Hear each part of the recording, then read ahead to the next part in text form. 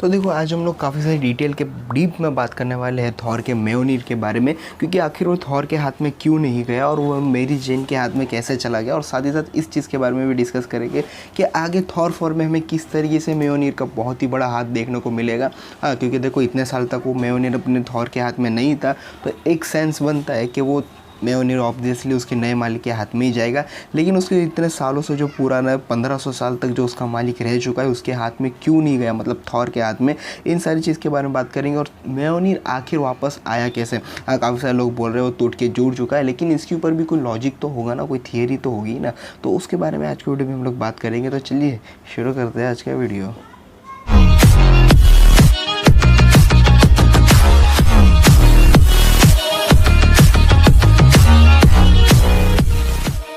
लोग बात कर लेते हैं कि आखिर म्योनिर वापस जुड़ के कैसे आया। तो देखो एक चीज़ क्लियर होती है कि म्योनिर जो है ना वो बना हुआ है थंडर से, मतलब कि उसके अंदर जो पावर स्टोर होती है बिजली की।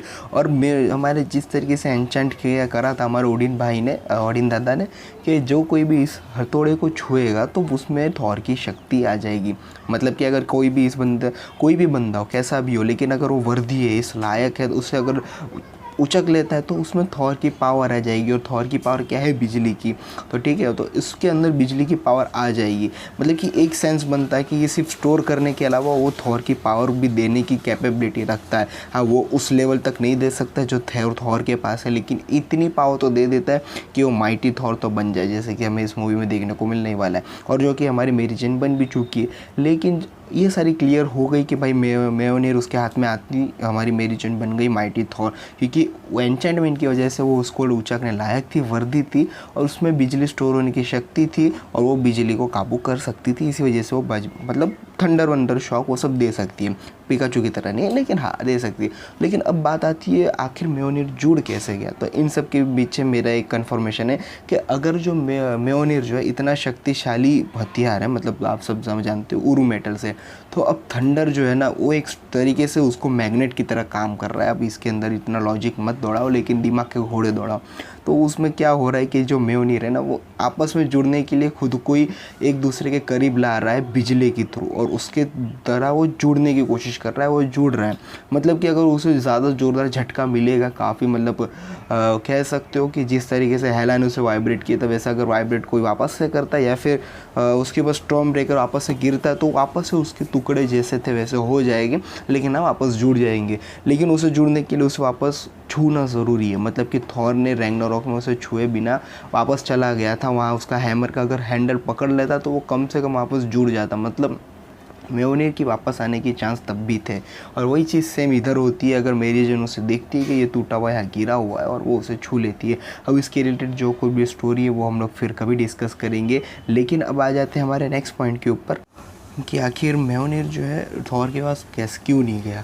तो देखो म्योनिर इस तरीके से काम नहीं करता है कि जो उसका नया मालिक है वो उसी के पास जाएगा, मतलब कि ऐसा नहीं काम करता है। वो जो कोई भी इसको उचकने के लायक वर्दी होगा वो उसके हाथ में ही जाएगा, जैसे कि हम लोगों ने एंड गेम में देखा ही था, और उसके भी पहले एवेंजर एज ऑफ अल्ट्रॉन में भी देखा था कि कैप्टन अमेरिका उसे उचक लेते, लेकिन वो उचकने का नाटक नहीं करते, नाटक करते कि भाई उनसे उचका नहीं जा रहा है इसलिए छोड़ देते हैं। लेकिन ये सेम चीज़ एंड गेम में ज़रूर पड़ने पे उनके हाथ में म्योनिर खुद से आ जाता है। मतलब कि ये चीज़ है कि म्योनिर उसी के हाथ में जाएगा जिसको ज़रूरत है, ठीक है। लेकिन उसके लिए पहली कंडीशन होना वो वर्दी होना। मतलब कि एंड गेम में जब उसका पहला मारी थॉर, मतलब उसको घायल हो रहा था, हालांकि पहला नहीं दूसरा होगा क्योंकि पहला थॉर तो दूसरे डायमेंशन का था, लेकिन फिर भी पहला थॉर, तो वो उसीलिए उसके हाथ में नहीं गया।